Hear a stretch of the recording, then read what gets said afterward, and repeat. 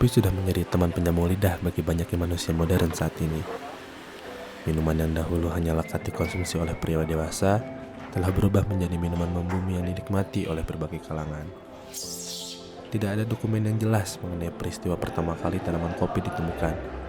Namun, berdasarkan catatan sejarah, kopi pertama kali ditemukan di kawasan Ethiopia, Afrika Timur pada abad ke-9. Akan tetapi, ketika bangsa Arab mulai memperluas perdagangannya, biji kopi pun meluas sampai ke Afrika Utara dan ditanam secara massal di sana. Dari Afrika Utara, biji kopi mulai meluas ke Asia hingga pasaran Eropa, dan ketenarannya sebagai minuman mulai menyebar hingga saat ini.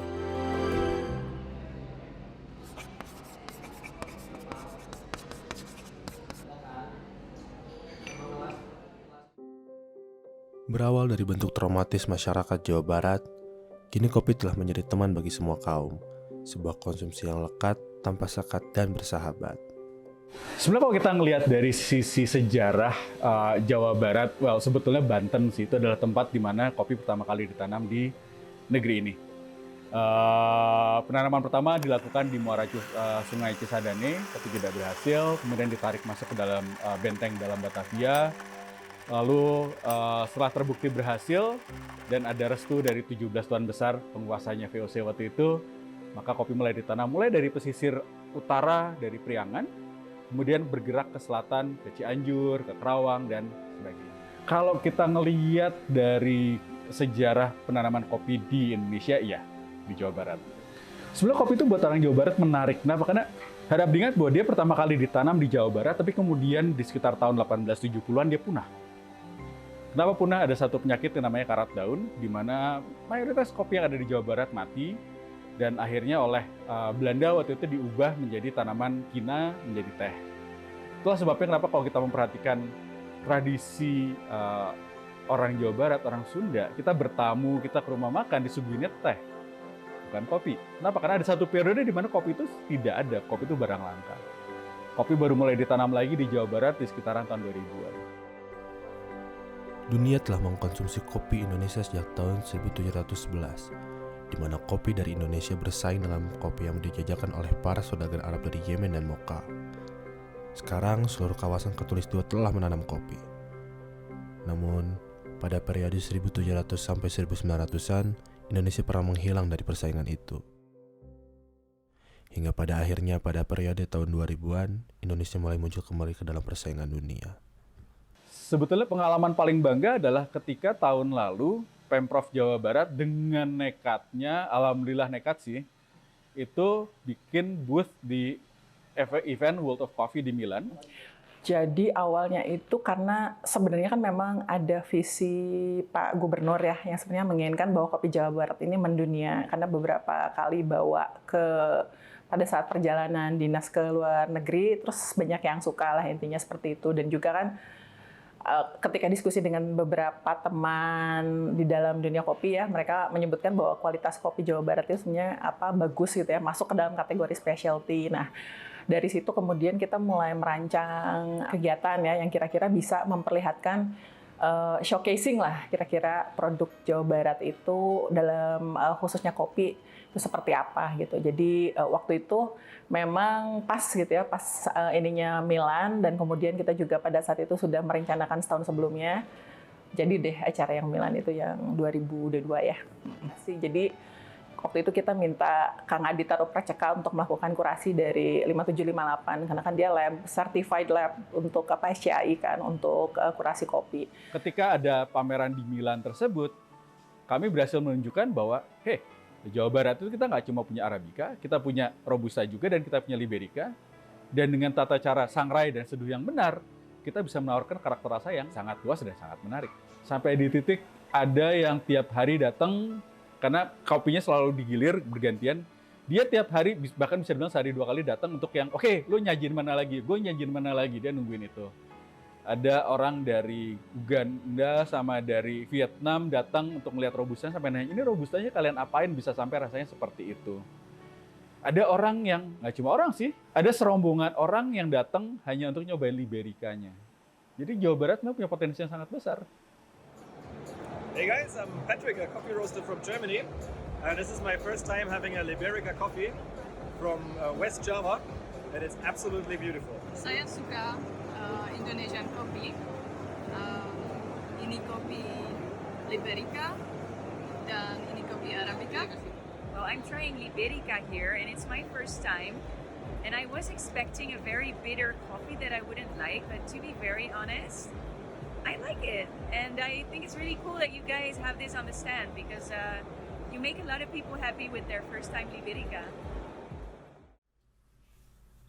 Cerita tentang kopi Jawa Barat tentunya tidak lepas dari eksistensi kopi Gunung Puntang yang sempat menggegerkan dunia maya dengan pemberitaan terkait predikat kopi Puntang sebagai penyandang World Champion dalam Specialty Coffee Association of American Expo 2016. Lu yakin mau gue ngomong soal itu? Waduh, ada apa nih Om? Buat saya itu suatu kebohongan publik besar sih. Karena kejadiannya adalah waktu itu Indonesia jadi portrait of country. Jadi di tiap pameran SCA itu pasti ada satu negara yang di-highlight. Pada saat itu adalah Indonesia. Terus di dalam booth Indonesia ada lelang kopi Indonesia. Yang menang kopi Puntang. Jadi ya terbaik di booth Indonesia untuk kopi yang ada di booth Indonesia saat itu. Kalau gue ngeliatnya sesederhananya gini, kalau emang kejadiannya seperti itu, pasti di websitenya SCA pasti ada. Tapi coba Google cari berita soal event itu, soal kejadian itu, pasti beritanya dari Indonesia. Media dari Indonesia atau media kecil-kecil, media daring, nggak pernah ada yang dari publikasinya SCA sendiri bilang bahwa oke, ini kopi Terlepas dari kontroversi pemberitaan yang beredar, tentunya hal tersebut menjadi pemantik api semangat bagi para pegiat kopi untuk terus mengharumkan nama kopi Jawa Barat di kancah internasional. Masyarakat tentunya menjadi bertanya-tanya, apa prestasi kopi Jawa Barat? Hal tersebut dapat terjawab melalui kegiatan Cup of Excellence. Cup of Excellence merupakan sebuah kompetisi kopi untuk mencari kopi terbaik dari suatu negara. Kegiatan yang pertama dilakukan di Brazil pada tahun 1999 itu, pada akhirnya masuk ke Asia untuk pertama kalinya pada tahun 2021 dengan Indonesia sebagai negara pertama yang menyelenggarakannya. COE itu salah satu program dari Alliance Coffee Excellence. Dia punya program yang namanya Cup of Excellence. Mereka sudah berdiri dari tahun 1999, yang awalnya itu di Brazil mereka mengadakannya. Nah, kita itu negara ke-14 yang menjalankan program COE ini. Dan kita yang paling pertama di Asia dan di ASEAN ya, yang mengadakan ini ya. Jadi kita harus bangga. Kalau mau melihat yang paling fair, lihat datanya kompetisi Cup of Excellence. Cup of Excellence itu adalah kompetisi untuk mencari kopi terbaik dari Indonesia. Dilakukan di Indonesia, tapi di fase akhirnya jurinya internasional. Dan langsung dilelang. Jadi di situ kita bisa ngelihat mulai dari nilai, sampai ke nanti dia harga terjualnya berapa. Pada penyelenggaraannya yang pertama di tahun 2021, kopi dari Jawa Barat mendapatkan tempat spesial. Dari 26 kopi terpilih yang mendapatkan skor di atas 87, terdapat 9 kopi yang berasal dari petani dan perkebunan di Jawa Barat. Salah satu petani yang mendapatkan penghargaan tersebut adalah Pak Santoso dari Sarongge, Cianjur. Nama saya Santoso, saya petani kopi di Desa Sarongge. Sebetulnya tahun 2008 saya melakukan reforestasi di kebun sayur di belakang itu yang sekarang udah jadi hutan. Jadi waktu itu kebun sayur di dalam Taman Nasional Gede Pangrango dan kami bersama petani menghutankan lagi 38 hektar kebun sayur di situ, sekarang sudah jadi hutan. Nah, setelah petani keluar itu ada sebagian yang nanam kopi sebetulnya tahun 2014 ya. Jadi saya tidak memulai, tapi saya mengikuti petani yang sudah mulai nanam, sebagian sudah panen tahun 2017 itu, sehingga saya membuat tempat processing kopi yang di bawah tadi. Ya, waktu 2001 itu kita baru panen yang kedua di sini. Jadi baru kita coba, tapi memang waktu itu panen agak banyak. Jadi kita bisa kumpulkan stok sampai 300 kilo ya green bean. Dan kita ikutkan di Cup of Excellence. Jadi kan itu melalui beberapa tahap ya, uji nasional, kemudian setelah lolos dikirim ke juri internasional ya. Jadi syukurlah kopi kita, kopi Sarongge ini mempunyai cita rasa yang baik sehingga skornya kan 87,22 ya dari 100. Jadi termasuk specialty yang cukup baik, cita rasanya ada light acidity, ada aftertaste dengan sweetness yang bagus. Jadi banyak yang minat ya. Memang tahun itu kemudian dibeli oleh sebuah kafe di Hamburg namanya Elb Gold Cafe. Ya. Cukup baik hasilnya. Kopi itu lama panennya kan. Jadi 3 tahun pertama itu petani nggak dapat hasil. Nah, itu berat sekali untuk dapur ya. Untuk dapur. Jadi kebanyakan berhenti di sebelum panen. Jadi memang itu yang tantangan paling besar. Bagaimana tetap bisa mendapat income sebelum kopinya panen ya. Dan itu tidak mudah ya. Kebanyakan teman-teman saya berhenti di pertanian kopi, kelompok tani di sini karena ya tidak cukup cepat untuk dapat hasil. Sementara kebiasaannya bertanam kubis, brokoli, selada itu kan 3 bulan udah panen atau 2 bulan kadang-kadang udah panen. Jadi saya kurang tahu bagaimana solusinya, tapi tantangannya adalah income selama nunggu 3 tahun itu tidak mudah. Permasalahan yang dirasakan di hulu tersebut berjalan beriringan dengan laju perkembangan kopi pada hilir.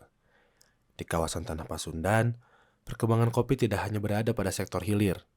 Nyatanya, laju perkembangan melaju pesat di berbagai sektor. Tahun 2000-an sampai 2010 mungkin kita tahu kopi itu cuma di selatan Bandung. Sekarang kita ngelihat utara, selatan, barat, timur Bandung, pohon kopi semua. Yang sebetulnya salah satu kekuatan lain dari Jawa Barat adalah banyak pemain muda yang terlibat di dalamnya. Pemain muda ini yang akhirnya akan bermain dengan perubahan pasca panen. Mereka bisa ngeplot soal karakter rasa yang diinginkan.